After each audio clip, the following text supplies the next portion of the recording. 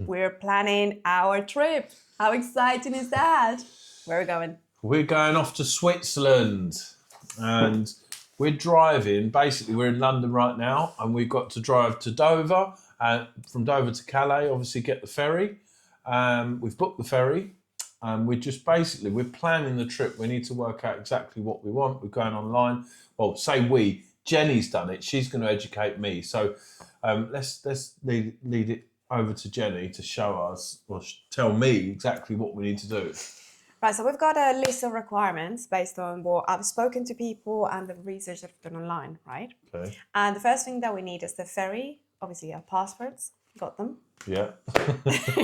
Right, because we're driving from Calais, obviously from Dover, taking the ferry and then driving from Calais to Switzerland. Ryan's driving license, then That's my driving license. and then Ryan's driving license. So we've got that. Okay. So we've got the V5C. That's registration of the car. And then the ferry from Dover to Calais we've booked. So that's booked. How much was that? That was like £110. So not Okay. bad. What, plus that or? No, included. And then, but one of the things we didn't know is that you have to get there at least an hour and a half before the ferry. Actually, we saw on the news today. There's Isn't a it queue like of 4 cars. hours? Sure, it's like 4 hours. I don't know, but we were a bit concerned because obviously there is a new checkpoint. Our ferry's at like what, 1 o'clock was it or 3 o'clock? It's around 1 o'clock. Okay, so if it's 1 o'clock, I think leave London. I would definitely say we've got to leave London 4 hours before at least. I would say we need to do a bit more research on traffic on the day because, there's a bit of a problem at the moment going into Europe because they've changed all the rules, and basically it's very, very difficult to get into Europe, and I think they ask more questions. There's more security. I think there's like all this facial recognition they've done and all sorts of stuff. But because they've changed the rules, there's a big gridlock of people trying to get into Europe out of the UK into France. So we need to make sure we plan properly. Yeah, so we need to have a look and see what this means. Obviously, it's a new checkpoint for EU entry. It's like an EU entry system is what it's called. And obviously they'll do biometric capture. So we need to get our fingerprints. Oh my goodness. And our photo captured. But then, so we just might have to go extra early just to avoid all the queues. It says here, the biometric capture is passengers will scan their passports and have their biometric data, a photo and fingerprints captured. I'm not sure how true that is. Obviously, that's online information, AI information. This is. But surely they can't be taking fingerprints on every single person. How long would that take? They will. That's why it's taking so long, I think. Oh my goodness me! So we just need to take extra precautions and leave very early. So I don't think we'll be sleeping much the night before. Yeah, we've got a bit of a trip planned actually. We're going to Switzerland and after Switzerland we're going to Spain. I think we're going to go to France and probably Paris on the way to Switzerland. We're not sure where we're going to come on the way back. We've got a few days spare as well to do some just travelling around. Basically this video is about planning and how we're going to achieve the crossing. So but obviously it's we will share how we plan our road trips, because that might be useful for some of you. Okay, that's true. We are dominantly a road trip channel. So so this is why we wanted to share what we do, because maybe you do it differently and you can tell us, oh, we do it like this. Yeah. Give us tips as well. Actually, that's the thing I wanted to say. We're not getting a lot of comments on our latest videos, so it'd be nice if you just comment. Just let us know what you do differently, what you change. Any help in any way. So, or anything you'd like us to share. So, so if there is anything that you found useful, let us know, and what we can show more of maybe from the road trips. Yeah. So normally what I do is I look at where we're going, so our starting point, which is Calais. Point A, yeah. Sorry, before we go there. To point B. Let's just finish the requirements. Sorry. before we go there. So, okay, so we've got the ferry, we've got the passports, the driving license, the vehicle registration number. Which is your V5C. Yeah. Yeah.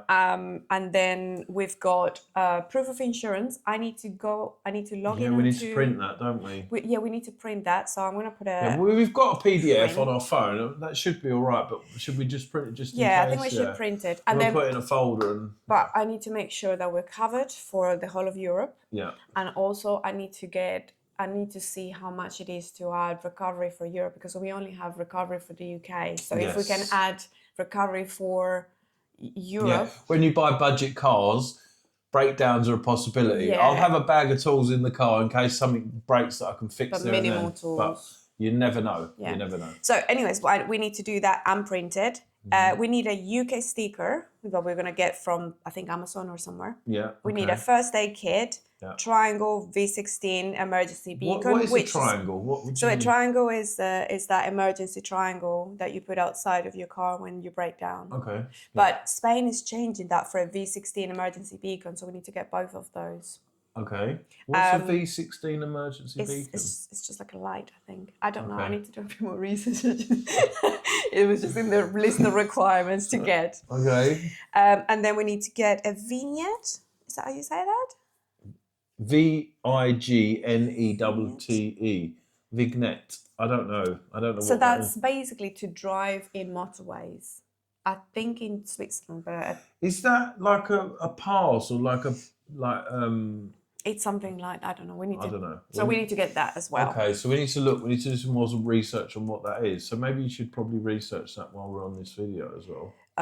We need to get high visibility jackets for each of us. Jackets or vests? Vests. Okay, the vests. Vests. Because jackets take up a lot of space So and they're quite vests. expensive as well. So We need to get what colour? Orange or green? Or does it not matter? Because what you can actually buy these like high visibility just like a strap, and you don't need a jacket or a vest, just a strap. Because ultimately you need the space in your car. Who wants to carry around vests as well? Might as well have a hard hat as well. I don't know what else we've got to carry, but it says fluorescent yellow, orange, or red. okay, to so it comply. doesn't matter. So- So what about a strap? Can you buy a strap instead? It's a vest. It's not Okay, fine. Just do what it says. There we go. So So they're £2.40 each on Amazon. So we'll get 2 of them. High visibility vests. yeah. Okay, so it doesn't matter if it's yellow, orange, or red. Yeah, so as long as you've got that, then you comply with the European standard. So Okay. that's it. That's all you need to comply with standards, right? And we also need a first aid. We don't have a first aid. We used to have one. But we don't how? have one. Right, so there's different levels of first aid boxes and packs. I think you right? just need like a basic. a Okay. basic. Why do you think that? Is that or is it? It was a requirement when I searched for what's needed as a Okay. requirement for road trips Okay. in Europe. Yeah. And the last thing that we need is obviously the hotel for 3 nights. So we do need to get to a destination. We've got accommodation there. We do have accommodation when we get to Switzerland, but until then, we will need to stay somewhere, right? And we need to show this at the entrance. My first thought, and this is where we go into the actual planning.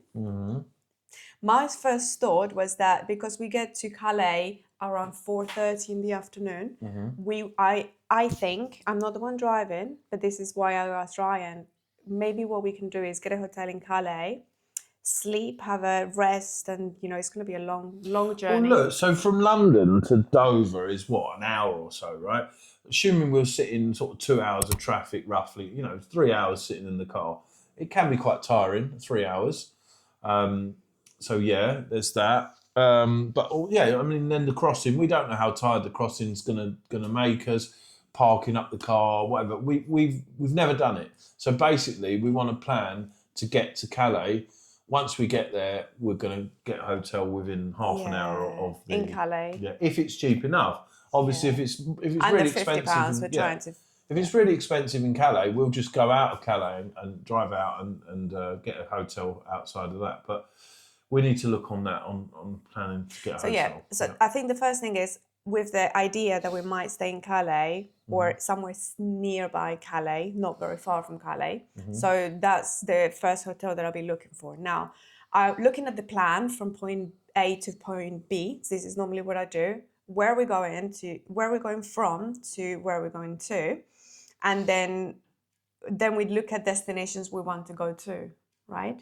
And then that's how we choose personally our hotels. So if we're doing a budget road trip like this one, or like the one we did in Scotland, we would find out the areas first and then research. Do you do it anyhow differently? Let us know.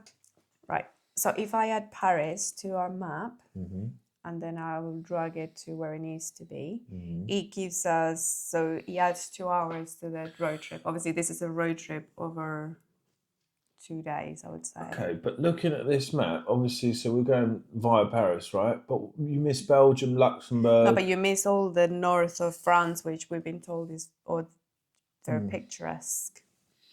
I don't know. So, yeah, I mean... What's the alternative? Well, the alternative is to go to Paris on the way back, or do one on the way there, one on the way back, right? So if I remove it, let's have a look at the direct route. So it would still not tell us to go on the side. It would still tell us to go in the middle of Europe. Okay, so yesterday we spoke to someone who's actually drove to Switzerland. It was many, many years ago, but they couldn't offer us much advice on the crossing itself.